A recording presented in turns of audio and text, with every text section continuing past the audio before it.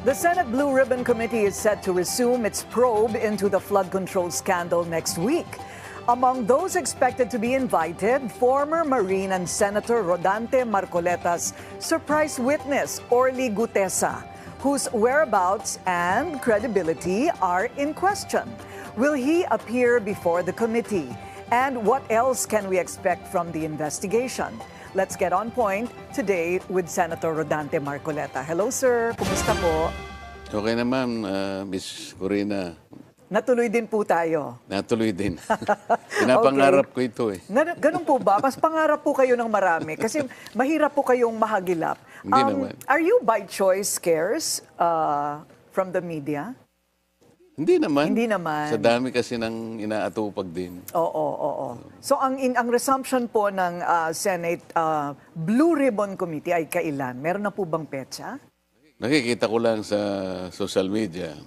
Parang November 14. November 14. Yes. Blue Ribbon Committee na po yon. Yes. Okay. Ano po ang reaksyon po ninyo sa pagbabalik ni Senador Ping Lacson bilang head ng Committee on the Blue Ribbon Committee? Kung gusto niyang bumalik, wala namang makakapigil sa kanya.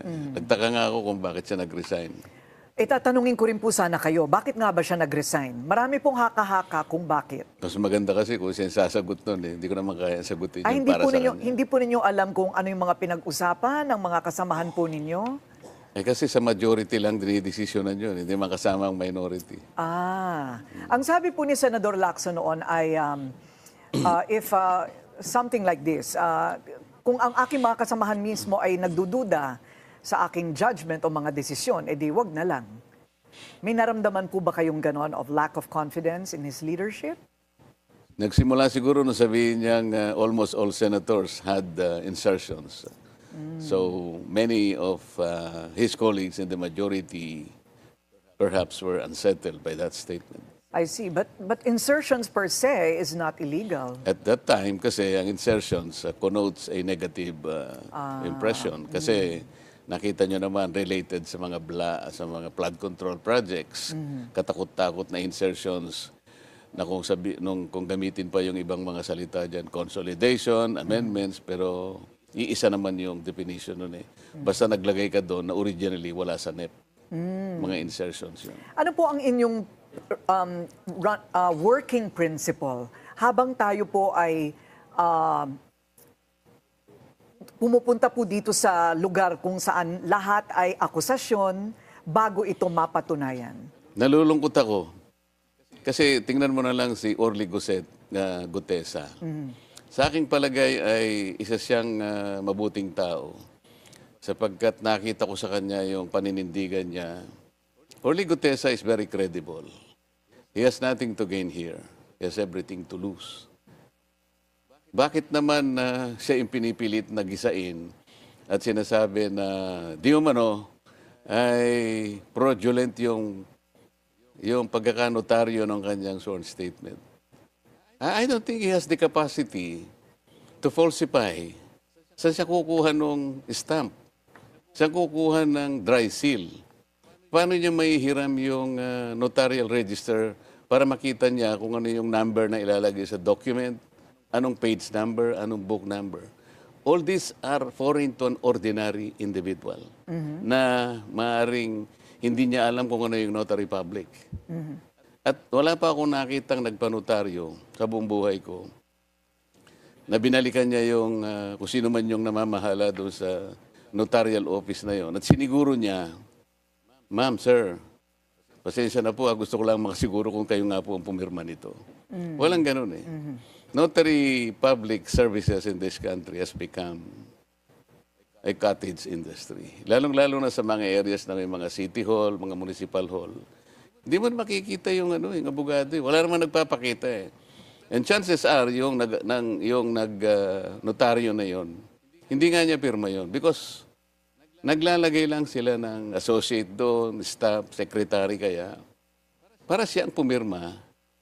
Para sa kanya. Para sa abogado. It has become a lucrative business. Nakagawian na nga po talaga yan. I mean, from my own experience. Nakita yes. ko yung abogada passed the bar in 2021. So 4 years pa lang siyang abogado. Pero kung titingnan mo, judging from the number of books, yung notarial registers, nasa book 8 na siya. So talagang, ano nila yung pagnonotaryo? Yan siguro, baka hindi nagtatrial yon, baka wala sa korte, pero ang talagang pangunahing kinabubuhay nila yung pagnonotaryo. Yun po ang inyong hinala. Okay, ano naman po kaya ang magiging motibo ni Ginoong Gutesa? Either way, ipeke o kaya yung magsabi ng totoo? Bakit niya na naising ipeke pa? Nagmamadali siya. Kasi nung makita ko siya, alam mo yung pagpapanotaryo, wala naman sa isip niya rin siguro yun eh. Para sa akin lang yun. It's an added assurance sa akin. Totoo yung nasasabi to. Kumbaga, siguro maski ikaw siguro isipin mo rin. Sige nga, kung talagang buo ang loob mo. Kasi mabigat naman yung accusation niya. Talagang, he is connecting the dots between Saldico and Martin Romualdez. And nobody did. Siya lang.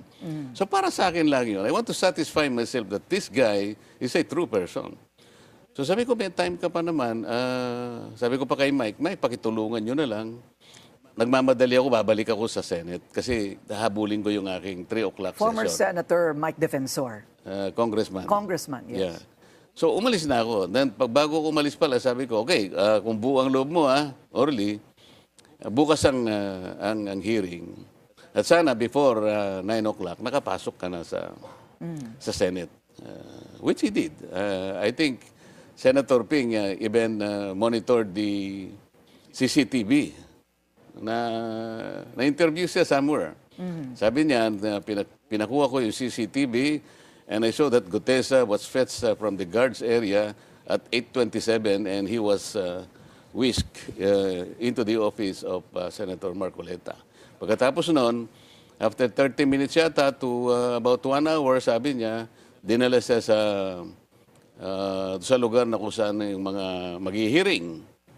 Ganong kalawak kanya yung kinalaman ni Senator Marcoleta. Hindi ko malaman kung ba't niya sinabing ganong kalawak. Ano ibig niya sabihin kalawak?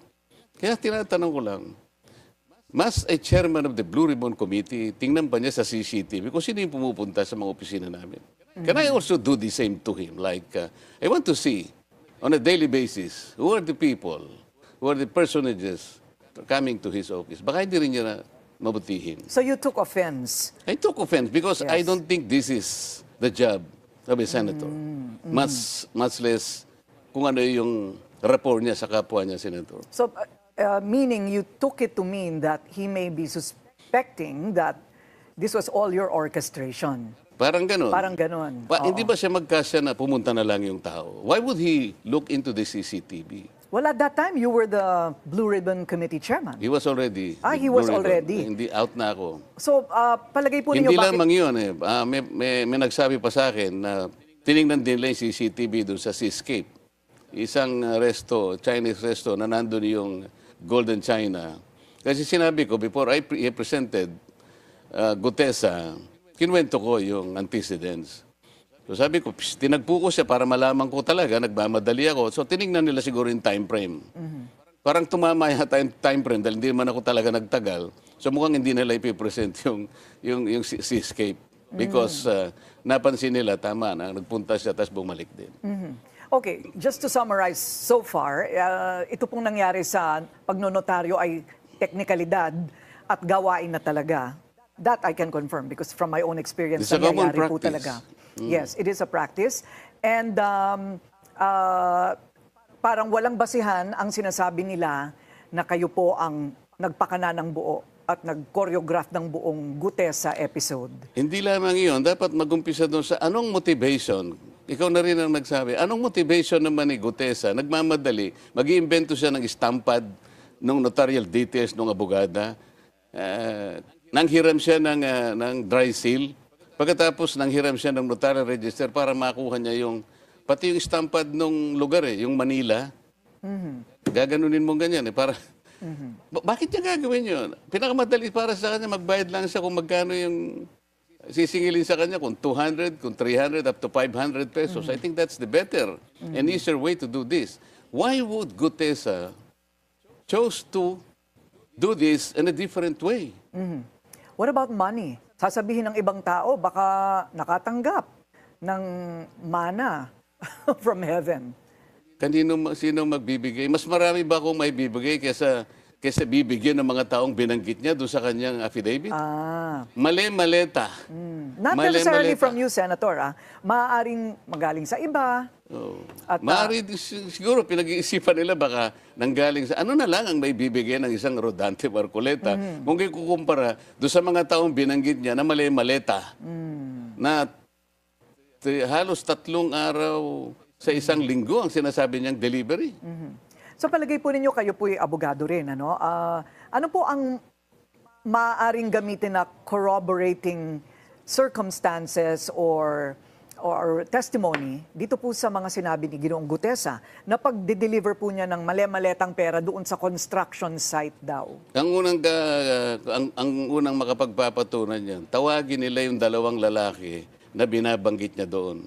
Ang pangalan ay John Paul Estrada at saka Mark Tiksay. Sila daw ang nag-aabot, nag-handle pagka i-deliver na yung pera doon sa Valle Verde at bibilangin doon. Pagkatapos sa Valle Verde, dadalhin doon sa may horizon sa BGC. Sa Hyatt yata yun. At from Hyatt, ibababa nila yung dapat na ibabang mga maleta at dadalhin sa bahay ni Martin Romualdez. Yung 2 lalaki, bakit wala mang mag-isip sa kanila na tawagin yung 2? Bakit ang pinipilit ni Gisain si Gutesa? Ang balita ngayon, iniipit na rin yung 2. Nasaan nga po ba itong 2 tinago ito? raw yung 2. Ang balita, itong 2, hindi ko alam kung yung Mark Tiksay kung nasaan, pero yung John Paul Estrada, nandun daw sa Chile at binabantayan. Saan po? Chile. Chile. Yan ang huling balita. Chile, why? We have no extradition treaty with Chile? Siguro, bukod sa malayo, baka wala tayong extradition treaty. Oo. John Paul Estrada and Mark Tiksay. Ayun. Parang ngayon ko lang naririnig itong mga pangalan ito. Nandun sa I see. Okay. Nandun sa Pakahuli lang ako short sa balita. statement. Bakit? Ang unang dapat na ginawa nila, sinecure nila yung 2 na yun. Kung talagang gusto nila, tumagal kami. Halos, nung lumabas si Gutesa, hininto nila. Nag-resign ng chairman, pagkatapos, nag-adjourn kami. Pwede naman kasing mag-hearing, Miss Corina. Kasi ngayon, kahit naka-adjourn kami, nagbi-briefing kami sa ating budget. Dapat tinawag din nila si Congressman Eric Yap. Dahil binanggit niya doon, siya yung nagdala ng pera doon noong December 2024. Yun daw ang pinakamarami na perang dinala. Sapagkat 46 na maleta, suitcases, na Rimowa, yung makakapal. Kaya ang bawat isang maleta ay naglalaman ng 48 million. Bakit hindi man lang nila tinawag si Eric Yap? Binanggit. Ang pinipilit nilang bigyan ng butas, yung statement, na wala namang motivation para mameki pa si Gutesa. Why not just follow that lead? At pagkatapos, naging academic din yung Miss Corina, sapagkat alam mo naman, nung tagpo na siya ay humarap na at sumumpa na rin sa committee. And he allowed himself to be interpellated by the members. Miski si Senator Ping, sinabi niya, wala naman kanyang, hindi naman nabaliwala kanya yung pala.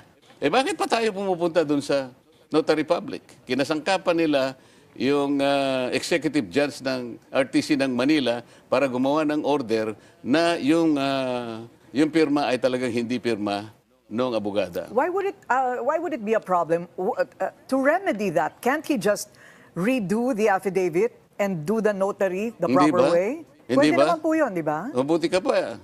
Alam mo yung gagawin mo. Mas lalong alam nila yung gagawin nila. Ako ayaw kong i-suggest sa kanila.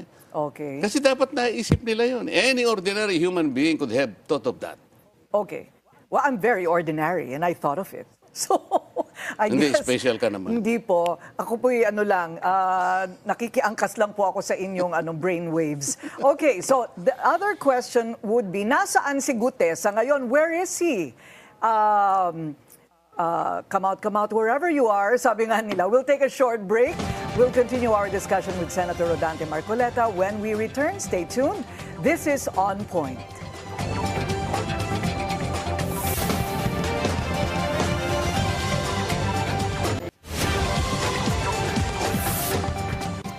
Welcome back. Still with us, Senator Rodante Marcoleta. And our hanging question just minutes ago is, where is Gutesa? Is he in hiding? Is he hostaged? Sana Wala alam pong ko. nakakarinig. Sana alam ko kasi nung huli ko siyang makita pagkatapos ng hearing, inayawan niya yung witness protection program. Nagbagong isip niya. Sabi niya, wag na po. Sabi niya, ganun. I can take care of myself. And then I said, paano yung Senate protective custody na gusto ring ibigay para sa'yo? Wag na po kanya para hindi na po kayo maabala dito sa Senate. Kaya ko naman po, may tropa naman po ako, sabi niya. Yun ang salita niya. So he has refused witness protection, but he Yes. stands by everything in that affidavit. Yun ang alam ko, sapagkat Papanindigan pa rin niya. yun ang sinabi niya bago siya umalis. Okay, so hindi po ninyo alam, pinaghahanap ba siya ng tao? I mean, in law, pwede po ba siyang hanapin at pilitin na umappear sa Senado? Hindi, ang aking kasing pinagdududahan dyan, bakit kasi kung ano-ano nga yung ipinatong ng mga akusasyon sa kanya na nameki siya ng baka ako yung kahit papano naiinis yung tao. Ako na nga kanya ang gumagawa ng mabuti. Ako na nga nagpresinta para makatulong sa ating pamahalaan, hanapin ang mastermind kung sino yung totoo. Ako pa pala ang gigisain nito. Para bang nagturo lang ako kung sino yung nagnanakaw ng kalabaw sa barangay. Imbes na puntahan yung aking itinuturo na alam ko namang yun ang magnanakaw, ako ngayon ang binalikan. So, maaaring nadi-discourage. Pagkatapos, meron pang nagsasabi na pinipressure siya na palitan ang kanyang testimony, mag-recant siya, alalahanin mo ikaw yung pamilya mo. So, ganun. Baka nga, hindi naman imposible na maaaring people are working on him para lamang mag-iba siya ng statement. Bago lumabas o kaya ay wag na lang magpakita. Pero siya po ay isa sa mga iimbitahan daw sa resumption ng Blue Ribbon Committee hearings. Ano po sa palagay ninyo? Magpapakita ba siya o hindi? Palagi ko, kung nandito naman yun, kasi naniniwala ako sa kanya na sabi niya, para po sa bayan, kaya ako ginagawa ito.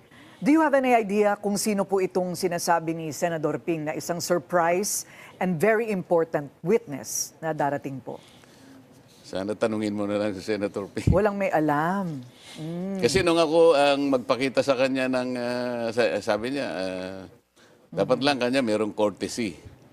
Parang ako pang nawalan ng courtesy nung ipresenta ko si Orly Gutesa. Samantalang sinabi ko naman na circumstansya, kahapon ko lang ako nakita itong taong ito at hindi rin ako naniniwala na baka hindi rin buo ang loob niya. Kaya hindi ko naman nasabi sa inyo. Maski ako ay umaasa rin na talagang babalik siya rito, kagaya ng ipinangako niya. So, hindi ko sinabi. Ngayong nakita kong bumalik, at saka ako ngayon siya ini-introduce sa inyo. Right. So, sinabi niya sa akin, wala raw akong courtesy. Samantala ngayon na yun. Sinasabi niya ka sa buong mundo na meron siyang surprise. So, kung talagang may courtesy siya, di sabihin niya na kung sino. Para hindi naman siguro nag-iisip yung mga kagaya namin. Sapagkat membro rin naman kami ng Blue Ribbon Committee. Right. Di ba? So dahil po sa baka mahirap po kayong mahagilap ulit. So isa-isahin ko na po yung iba't ibang mga tanong sa nalalabi nating oras. Pagkakaya ko sagutin, sasagutin ko. Opo. I actually offered Senator Marcoleta that we have a preliminary discussion about questions and you said it's not necessary. So here we go. Itong November 30 po, ito po ba'y matutuloy? May mga naririnig-rinig kami na, uy, baka hindi daw matuloy. Parang atras muna. Wala akong alam sa November 30. Wala po kayo, hindi po kayo, you don't participate in the... November 30, wala akong For November 30, I see. Okay. Ito pong mga diskaya, do you still believe that they should be state witness? Bakit po sila umatras? Hindi sila umatras eh. Ayaw ba? silang tanggapin, di ba?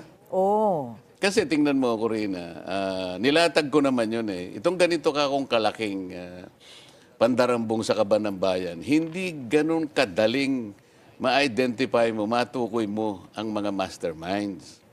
Ang makikita mo dyan, pag wala kang nakuha ka ako sa pamagitan ng witness protection, Kasi kaya lang naman ipopload mo yung witness protection para magsabi siya talaga eh. Lalong-lalo na sila, may kinalaman sila sa pagkakagawa nitong mga maanumalyang flood control na ito. So gagamitin natin yung batas para sa kanila, which is the Witness Protection Program. Ngayon, under Section 10, sapagkat sila'y kasama nga rito, they could qualify as state witness sapagkat yung mga requirements, maaaring tumama sila. Ngayon, kung halimbawa naman, hindi sila mag-qualify, wala tayong magagawa. But the process, kailangang masunod. So, nagsabi naman sila na, sige po kanya, gusto naming magpailalim sa Witness Protection Program because I floated that idea. Nahihirapan kasi ako na makakuha ng talagang magsasabi ng totoo. Okay. So, sumulat ako ngayon sa Senate President, at the time, is Chis Escudero. Ang problema, Corina, hindi pa natatapos ang araw na yon nung huling hearing na ako ang chairman, na-depose na pala si Chis. So the letter, hindi na siya Senate President, the letter should go to the new Senate President. So ayaw niya na, because in the next morning, sinasabi ni then Secretary Boying Remulla, hindi basta kanya mapoprocess yung mga yun because kailangan nilang magbayad muna nung kanilang, ibalik muna nila yung nakulimbat nila. So, pinagbasihan yun ni Senate President Tito Soto. Sabi ko sa kanila, wala namang requirements na ganyan. Under the law, ito yung mga requirements, wag mong dadagdagan sapagkat walang restitution. Ipo-process mo lang, mag-a-apply pa lang. Restitution, to my mind, should come at the end.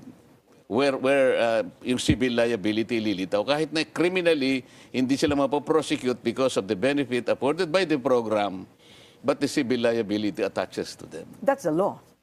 That is the law. Oh, yun, doon magre-restitute Kailangan ka mapatunayan muna Yes, ang guilt beyond reasonable doubt, I guess, before they return any amount of money. At saka, i-order rin ng korte kasi hindi libre yung civil liability. Yung witness protection, hindi ka na mapoprosecute kasi maaaring plunder ito or malversation or syndicated estafa. Criminal ito eh. Yes. So, ang pinaka-ganansya lang nila, hindi na sila mapoprosecute doon. However, hindi sila makakawala doon sa civil liability na halimbawa talaga napatunayan na mali naman ang pagkakagawa ng mga projects o kaya ghost projects, ibabalik mo yung katapat na yun. Sir, naniniwala po kayo sa mga declaration ng SALN ng mga kasamahan po ninyo?